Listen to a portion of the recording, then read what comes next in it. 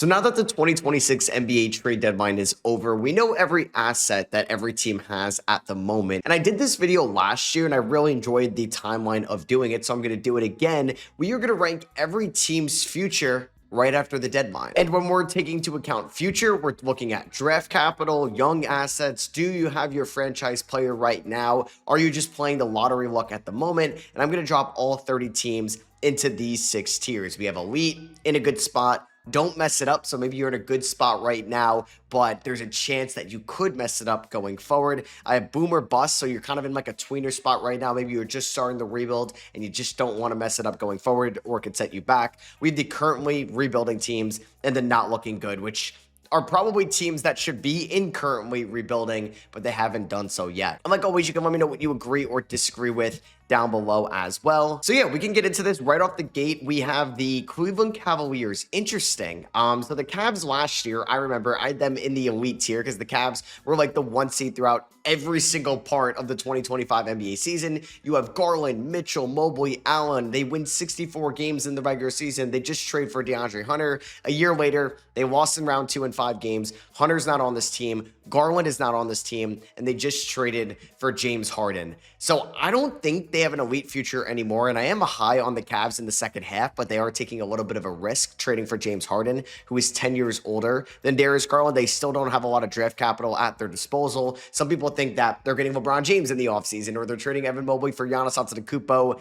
I'm going to put them in don't mess it up, because I think there is a chance that this team, if they lose in round 2, they're going to take another big swing on something in the offseason, maybe a trade, maybe it's a free agency signing. And I love Evan Mobley as a player. I love Donovan Mitchell, but hey, maybe there's a chance that Donovan Mitchell does not sign an extension with you, and now you have to have a larger discussion at hand. So last year, they were up here. I'm dropping them to don't mess it up. You can honestly have them in a good spot, or boom or bust right now with them trading for James Harden. But they're an expensive team. They're going to try to get even further under the second apron in the offseason. They already salary dumped Lonzo Ball. I wouldn't be surprised if Max Strus or Sam Merrill is off this team in the offseason as well. Maybe they actually trade away Jared Allen. And if they make a large move like that, they can't mess it up. The New York Knicks, I'm going to say it's still in a good spot. I think that's where I had them a year ago as well. I think the Knicks, we are in their peak window at the moment. So I made this video last year before they went to the conference finals. This year, they don't really make a big splash at all since then in the offseason. They picked up Gershon Yabusele. Didn't work out. He's in Chicago.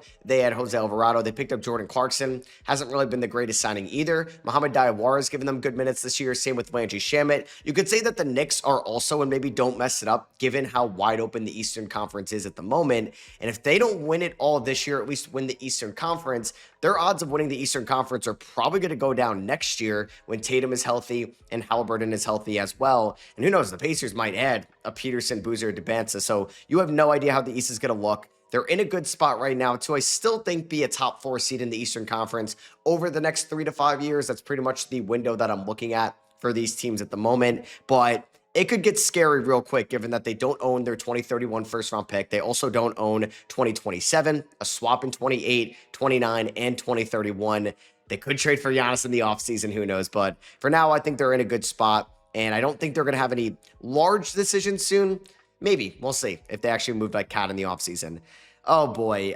For Chicago, I want to put them in here. I don't know if I could fully drop them into the currently rebuilding bucket yet, because they just ended up trading away a lot of their core this year, right? Like over the last year and a half or 2 years, we've seen Caruso, DeRozan, Levine, Vucevic, Kobe White, Adebayo, all these guys move on. They moved on from Lonzo Ball as well in the offseason.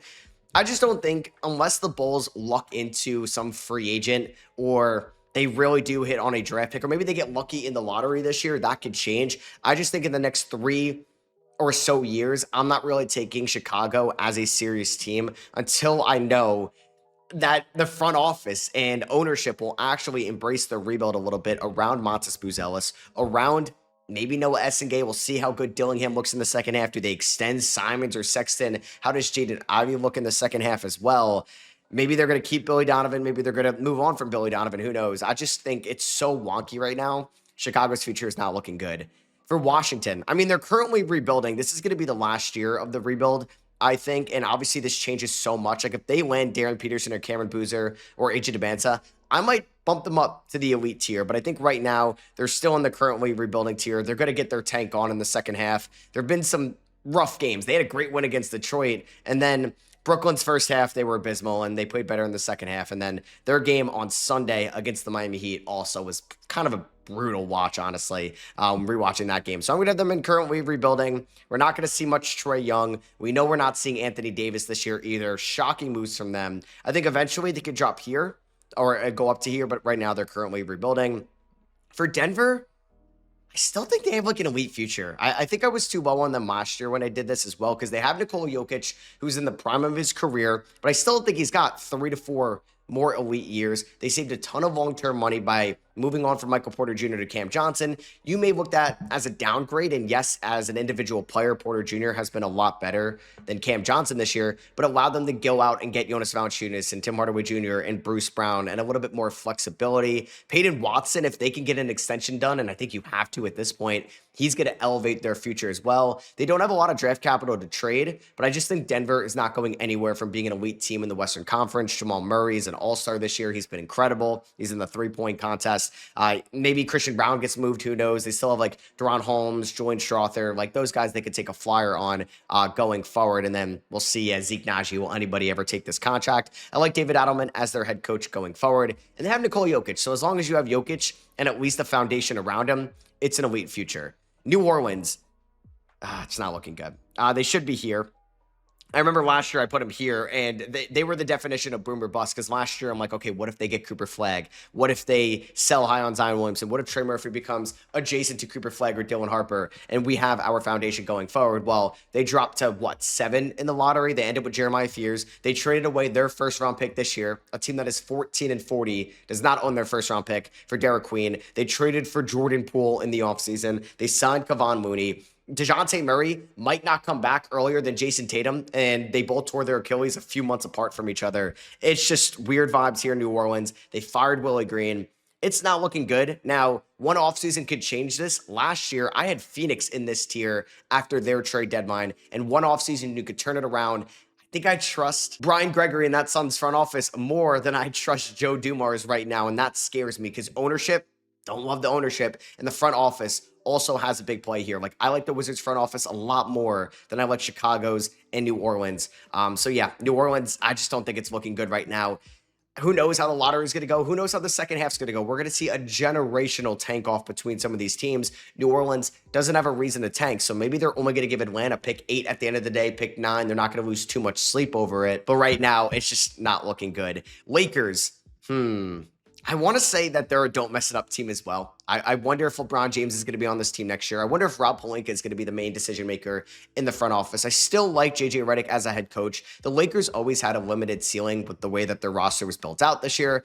Love LeBron James, but when you're making up 30% of your cap space for his production, it is tough to build a serious contender when your number one option, Luka, is kind of a liability defensively at some time. So you kind of need like a stud defender next to him. They don't really have that stud defender by any means. Like Rui Hashimura, they're asking a lot out of Rui this year. He's a free agent at the end of the year. They're going to have a ton of cap flexibility in the offseason. They're most likely going to have to give Austin Reeves a massive extension, but they could make an interesting move. What if this becomes a Giannis team in the offseason? You never know. You never know. The Dodgers now own the team. Like, the Dodgers owners bought it from the Buss family, so maybe they changed their philosophy over there. But I think the Lakers are going to have a very pivotal offseason. They still have a top 5, top 6 player in the NBA in Luka Doncic.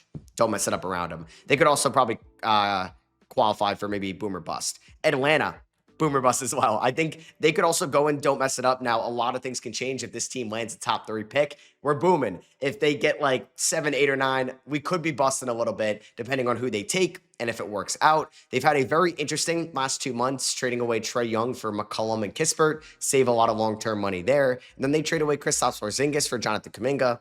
Who knows if Kuminga is going to be on this team past like the NBA draft? Like, if they could just decline his team option, he'll be a free agent. Is Quinn Snyder going to be coaching this team? Are they going to continue to develop Zachary Reese-Sachet, or are they going to move on from him? How are they building this roster around Jalen Johnson going forward? So they have a lot of question marks. Ansi Salah is going to have some big decisions to make over the next 6 months. And it's not like a guarantee that this team is going to have an elite future right now. They still need to hit on their draft picks. Dyson Daniels is about to start to make a lot of money going forward, at least $25 million a year. I wonder if they're going to be a big trade team in the offseason. They could still be a dark horse Giannis team. You never know. A lot of it is also going to depend on that Pelicans pick on lottery night, because they also don't own their first round pick this year. San Antonio does in a pick swap. We have the Houston Rockets.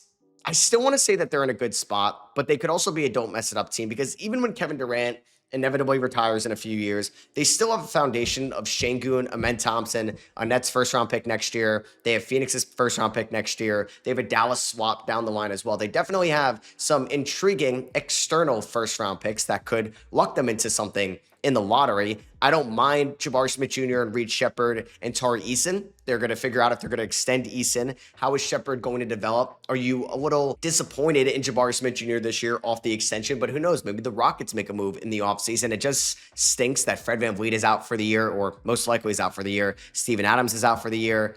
Who knows what's going on with Ime Udoka over there as well. I just trust their track record over the last few years. They have Kevin Durant for at least, I would say, 2 more years. After that, I really don't know, and it's up in the air. And Amen Thompson take an offensive leap. Can Alperen Şengün take an offensive leap as well? We'll see. I think the Rockets are still in a good spot, and they have a higher floor than maybe some of these other teams that we're talking about. Detroit. I mean, I think I want to put Detroit up there in a lead. You could put them in a good spot for sure, but they have Cade Cunningham, who's a top 10 player, borderline top 10 player in the NBA. You could say game 7 tomorrow, I'm taking Jalen Brunson, I'm taking Kevin Durant, but based off Cade's age, he's in year number 5. This is an absolute no-brainer to say that I'd rather have Cade than Kevin Durant or Jalen Brunson long-term. You may say that I'd rather have Cade over those two today. I still think they need another offensive co-star next to Cade Cunningham, but they own all their first-round picks. They got a nice swap with Minnesota at the deadline as well. They have Holland, Asar Thompson, Jalen Duren, and I think Trent Langdon has done a nice job taking over this team from Troy Weaver. JB Bickerstaff has obviously been a great coach for this roster as well. Jalen Duren and Cade were both all-stars this year. Isaiah Stewart, there's so much that doesn't show up in the box score. They have an elite future. I just think they have a higher floor than the New York Knicks. I think they could sustain the success longer than the New York Knicks, given their age of their roster right now. For the Los Angeles Clippers, oh, baby. I kind of want to put them in not looking good, but it also might come down to boom or bust, because like they have Kawhi Leonard, who's still under contract next year, and Kawhi's still playing like a top 15 player, but will he stay healthy? You don't really know. They trade away Zubats, but they could end up with the 5th overall pick. They could end up with a Keaton Wagler or a Kingston Flemings or somebody like that. Garland is 26 years old. They're going to have still some cap flexibility in the offseason with John Collins, Bogdan Bogdanovic, all those expiring deals at the moment. And who knows, maybe they cash in on a Kawhi trade in the offseason. I also don't mind putting them in not looking good. I could also drop them here, because what if there's an aspiration punishment after the All-Star break? What if this team does not get the Pacers' first-round pick next year, and then, or at least in this lottery, and say it goes to Indiana? And what if Kawhi gets hurt next year, and this team is going to be bad next year, and they're giving their first-round pick to the Oklahoma City Thunder yet again? So you know what? I'm actually going to drop the Clippers here. It's a little scary, I would say, going forward. I think I feel a little bit more pessimistic than optimistic for the next 3 to 5 years. I think there's a better chance. I think over the next like 3 to 5 years, or we'll say 5 years, do you think they'll make the playoffs more or miss the playoffs more? I might go with miss the playoffs more, given how tough the Western Conference is. So yeah, for the Clippers, they might be entering into a rebuild very soon. Memphis, I could say it's currently rebuilding, but I think I'm going to put them in the boom or bust, because they haven't like officially started the rebuild yet. They still have John Morant to trade at the moment. They have a nice young core. They don't have like their Cade Cunningham young core piece or Cooper Flag. I like Cedric Howard a ton. I think he's not going to be a number 1. Maybe he is one day. You never know. I think the odds are a little bit slim of that. Zach Edey is a great young player, but can he stay healthy out there? I like a Cam Spencer. I like a Walter Clayton, Taylor Hendricks, some of these guys, but are they long-term building blocks? Jalen Wells as a number 1? No. They can be nice complementary pieces. I trust Zach Kleiman and their drafting history in Memphis, so they really just needed to hit on the picks that they get from the Desmond Bane trade, the Jaren Jackson Jr. trade, now that he's no longer there as well going forward. So it's very boom or bust in a way, and they're going to be currently rebuilding, I think, once they officially trade away John Morant. Orlando. Ooh. I want to say don't mess it up still, but they could also be boom or bust. Dude, I like going into this year, I thought Orlando would have been almost an elite future with Paulo, Franz, a potential Anthony Black breakout, Jalen Suggs, Desmond Bane, like Wendell Carter Jr. They have so many pieces at the moment. They still have some first-round pick draft capital they can move. And Paolo Banchero has been disappointing this year. Jalen Suggs has struggled to stay healthy. Same with Franz Wagner. It's a very expensive team. And hey, Anthony Black has broken out this year, which is great. But you can't afford Anthony Black unless you trade away one of the other guys, because I don't know if ownership is willing to be a repeat second offender with this core that's right around 500 right now. I think it's boom or bust. They could be a don't mess it up tier team as well, but I think they're going to make some type of notable move in the offseason. Maybe it's firing Jamal Mosley. Maybe they don't extend Anthony Black yet because they don't have to, or maybe they do. And then in the 2027 offseason, they're going to have 5 expensive guys, and then they'll make some type of trade. Then I still like the core they have. Just don't mess it up. And maybe that just comes back down on player development. San Antonio, this one's an easy one. It's obviously an elite future. You have Victor Wembanyama, maybe the best asset in the NBA, like over anybody. Maybe you'd rather have Shea. Either way, he's an elite asset with Harper, Castle, still first-round draft pick capital to move. You have a future Sacramento Kings first-rounder. You're going to have a Hawks first-rounder this year and next year. They have a lot at their disposal. Like Carter Bryant, you have Keldon Johnson, Vassell. They just have so many names here, and they have just such a bright future. De'Aaron Fox, I know he's making a lot of money, but he's still a very good point guard going forward. And I would say they probably have the best future out of anybody we've talked about so far. You can make an argument they're the second best team in the NBA right now, and we haven't even hit their ceiling as a roster. Not looking good for the Milwaukee Bucks. Now, one offseason can change that. Going back to the Phoenix Suns example, maybe they get the 6th overall pick, and they get to keep it because New Orleans is in the top 4, and maybe they land a Flemings, a Keaton Waddle, or Mikael Brown, somebody like that they really like. Koa Pete on the night of the draft. Giannis stays. Cam Thomas blossoms into a great 6-man. You trade for John Moran, and maybe this team is competitive in 2027. The odds of that, though, kind of slim in a way. It's a realistic possibility. They're picking 11 or 12, and Giannis gets traded. Now, once you trade away Giannis, you're entering in that rebuild, but they don't own their first-round picks. So what's the type of return that you get from Giannis? Just way too many question marks right now for Milwaukee. So I'm throwing them here and not looking good. For Dallas, I feel like boomer bust can be it, but you have your franchise guy. Like Memphis is still looking for that guy. Hawks, it seems like they have it in Jalen Johnson. He was an all-star this year. Orlando, I think, has to figure out their franchise guy in Paolo Banchero or Franz Wagner. I kind of want to put Dallas and don't mess it up, but I think they are a boomer bust tier, right? Like, how did they handle the Kyrie Irving situation? They sold Mo and Anthony Davis. They had to. How do they use that financial flexibility with AD no longer here in the offseason? Do they hit on a mid-level guy? Do they orchestrate a 3-team trade? The lottery as well could boomer bust them. Imagine Darren Peterson, Boozer, or DeBanton next to Cooper Flag. That sounds great. They don't own a first-round pick directly from their possession to like 2031, which is a little scary, but they have Cooper Flag. So since they have Cooper Flag, you put it in, don't mess it up, but I think they're going to be a boomer bust team. The lottery this year has a lot to say about it, and how does like ownership, and how does the Adelson family kind of go about things moving forward? So they have a solid roster, just don't mess it up, and it's tough in the Western Conference. Philadelphia, ooh, I don't want to say boomer bust as well. I think I'm going to say boomer bust. So Philadelphia does not own their first-round pick right now. They have Maxey and Edgecombe. They have their backcourt for the future. Their first-round pick this year is top 4 protected. They do own some Clippers first-round picks down the line, but that's really it at the moment. They traded away Jared McCain for the Rockets first-rounder this year, so they should still get, at least one first-rounder in this year's draft. How many more years does Embiid have at this level that we're seeing Embiid be healthy again and good again, or I should say elite again, which is great to see. You still have Paul George under contract for 2 more years. Does Daryl Morey take a big swing going forward?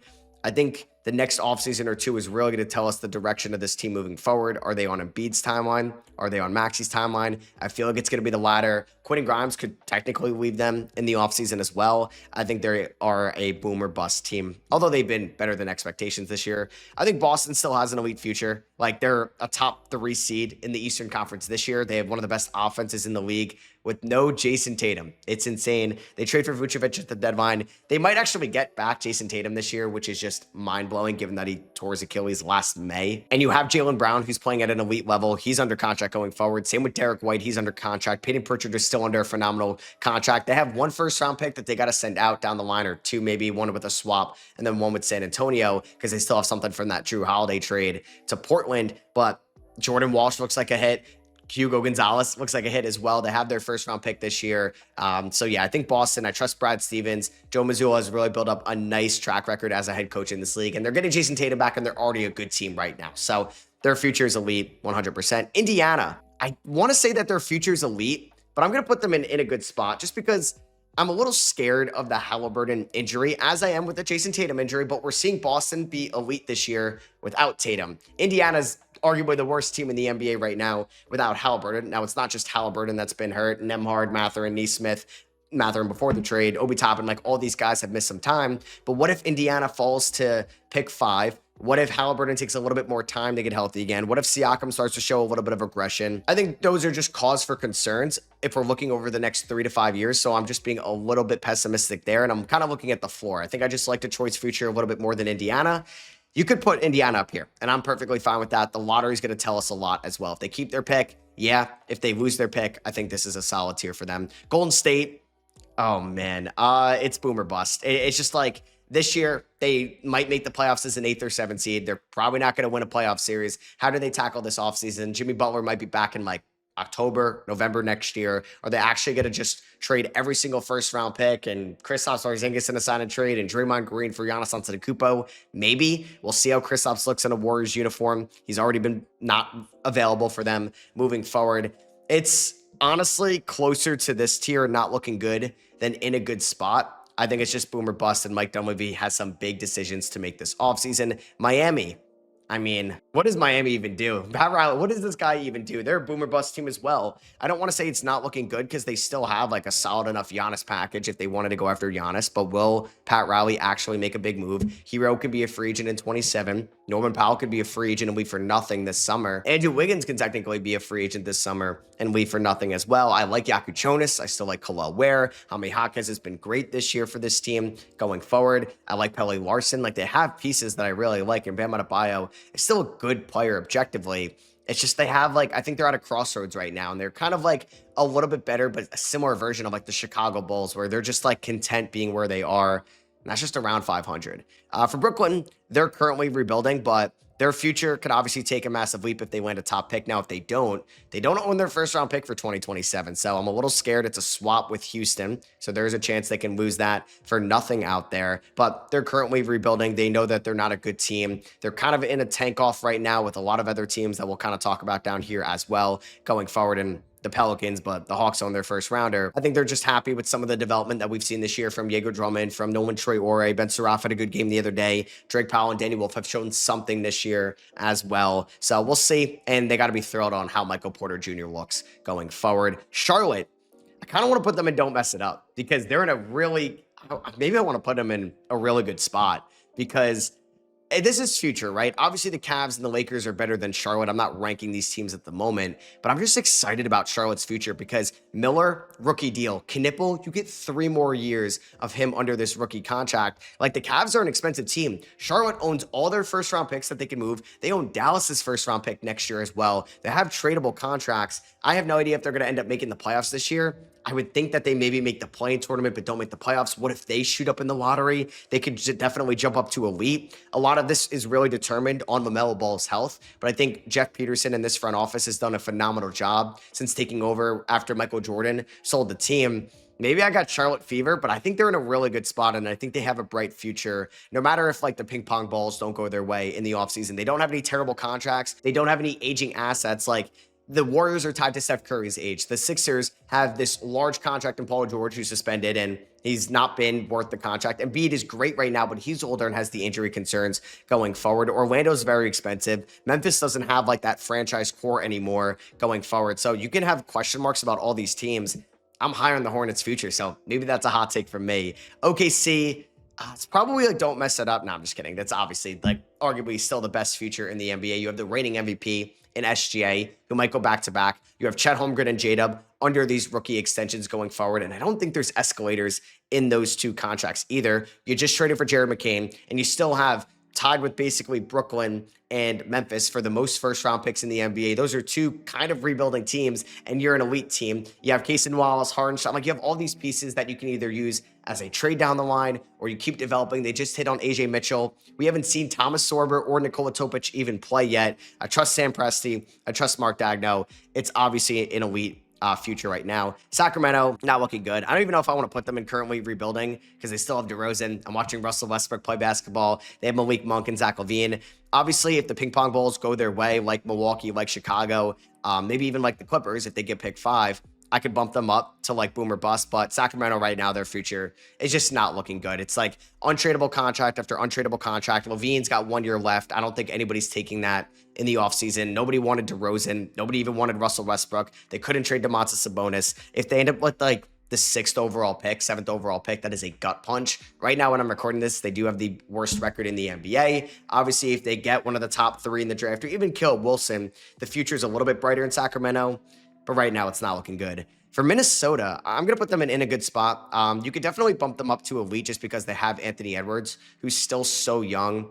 Actually, I think if I have Detroit, I got to put Minnesota in elite just because they have Anthony Edwards, who's been to back-to-back conference finals. He's under contract going forward. They don't have as much draft capital as Detroit, but I do think they at least have solid contracts right now. Like Randall's contract's tradable. They have a Jaden McDaniels asset. They have a Naz Reid asset. They just traded for Ayo Dosunmu. Dante DiVincenzo has positive trade value right now. I don't think Rudy Gobert, like I can't really fathom what his trade value would look like, but they at least have a good player in Gobert. And when I'm talking about like the floors going forward of these rosters, I would feel more comfortable about Minnesota over the next 3 to 5 years than Houston or Los Angeles in the Western Conference because Ant is younger than Kevin Durant. He's maybe not as good as Luka, but the team around Ant is a lot better. Obviously, if the Lakers get Giannis, I could bump them up to elite, but I think Minnesota is going to be in that elite tier right now. So we have 4 Western Conference teams and 2 Eastern Conference teams. It's just funny to see Charlotte, but man, I got Charlotte fever. Toronto, I'm going to say that they're maybe a don't mess it up team. They could also be in a boom or bust. They could also be in a